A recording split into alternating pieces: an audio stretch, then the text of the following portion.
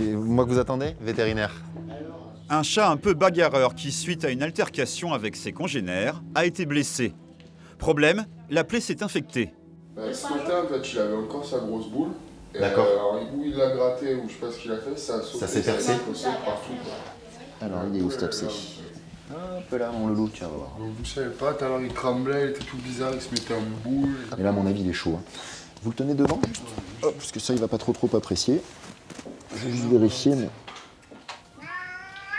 T'inquiète.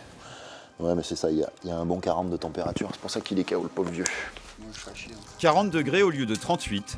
Filou, le chat au sang chaud, est terrassé par la fièvre.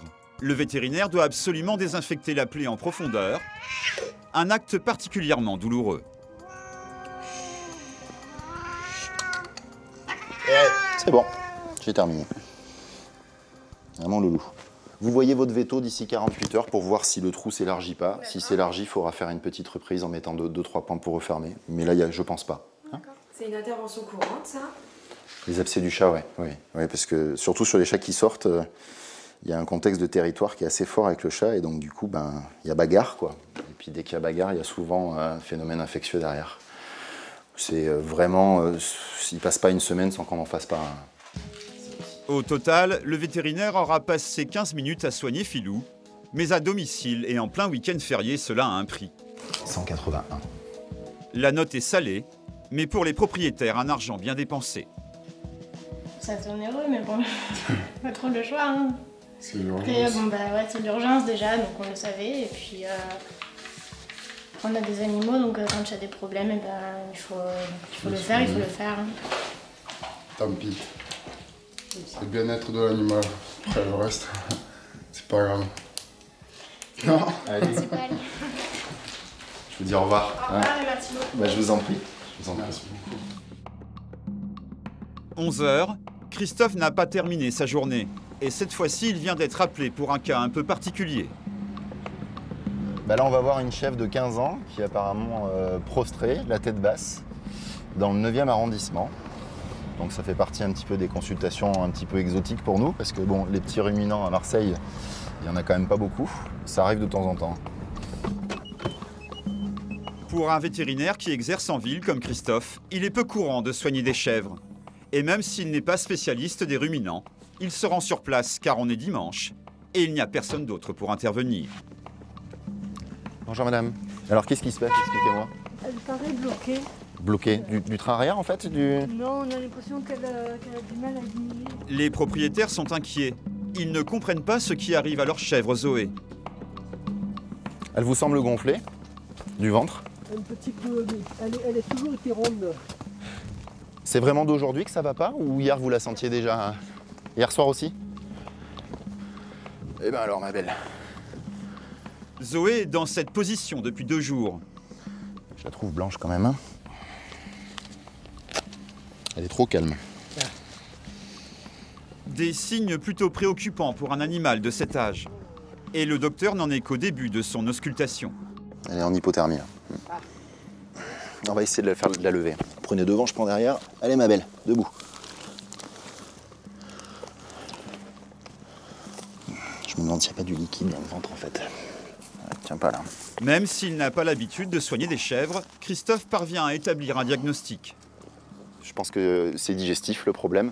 Donc sachant qu'effectivement à 15 ans, elle est en fin de vie à 15 ans. Donc là, il est peut-être même probable que ça soit à cause de son âge qu'il y ait un problème neurologique sur la vidange des estomacs. On va faire un traitement. Il y a 2 choses qui peuvent se passer. Soit elle est mal et avec le traitement, ça va même accélérer son décès.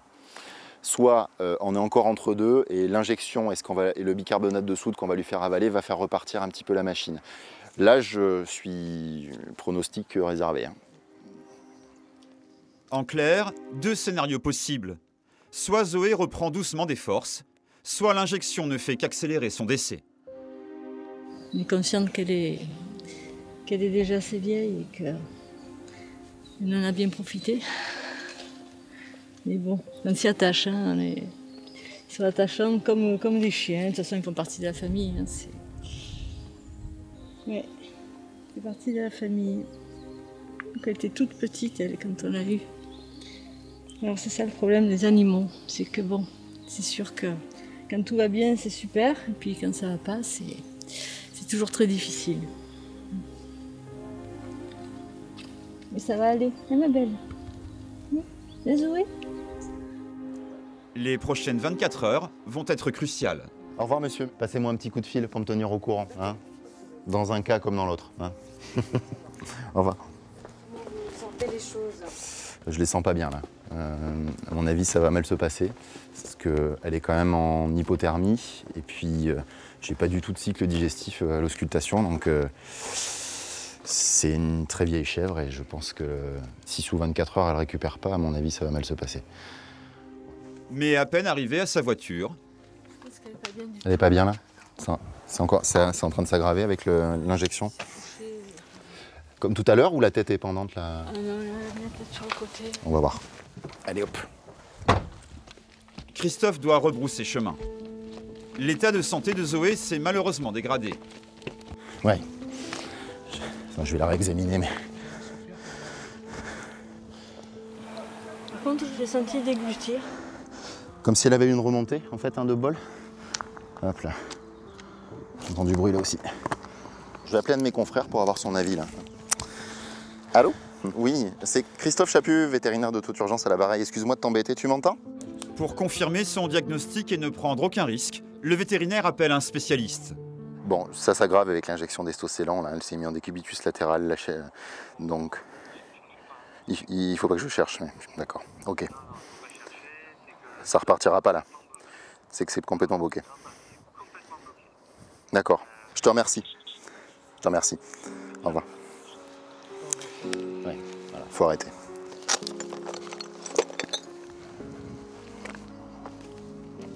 Bon, allez, ma belle. Et puis, je lui ai fait une piqûre pour la tranquilliser, là. L'animal va partir en douceur, sans souffrance, en quelques minutes. Voilà, mettez une plus grande couverture par-dessus elle après. Voilà. L'approche psychologique de ce genre d'intervention ne s'apprend pas à l'école vétérinaire. C'est vraiment des années de vécu qui permettent de savoir un petit peu comment faut gérer les situations. Même moi encore, au bout de 10 ans, il y a des fois, j'arrive pas à trouver les mots, quoi. Hein. Donc, des fois, faut rien dire, en fait. Hein. Faut laisser comme ça. Et puis après, c'est surtout rassurer les gens parce qu'il y a pratiquement tout le temps ce sentiment de culpabilité, en fait. Les gens vont poser 10 fois la question, mais docteur, vous croyez qu'on prend la bonne décision? Vous croyez qu'on prend la bonne décision? Et là, par contre, c'est à nous de leur expliquer que oui, quoi. Voilà.